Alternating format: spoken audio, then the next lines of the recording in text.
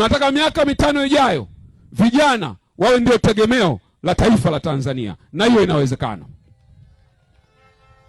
Hilo itawezekana kwa kujenga mazingira sahihi na rafiki kama ambavyo serikali inafanya.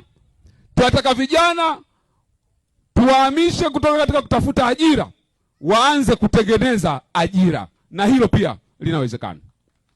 Kwa sababu miundombinu itatengenezwa na fursa pia zitatolewa. Leo nikiwa kule Same Magharibi, nilipita sehemu nikakuta vijana wako pale. Walianza na mkopo wa milioni 5. Leo wananiambia wanatenda za kutengeneza ya madirisha na nini, wanafanya kazi za aluminium kwenye mahospitali, wanafanya kwenye mashule, na akaniambia wanatenda moja nafikiri milioni 40, wanatenda nyingine sasa milioni 30, wanatenda nyingine si milioni 40. Wanawaza kwanza kuagiza vifaa kutoka China kuvileta hapa ili wawe wasambazaji wakubwa. Nikamwambia mmewaza vizuri, lakini baada ya kuwaza hapo, muwaze kwenda huko China kununua mashine inayozalisha hivyo vifaa ambavyo nyinyi mnaenda kuvifuata ili nyinyi msambaze. Ndio tunakotaka kuelekea kama vijana wa nchi hii.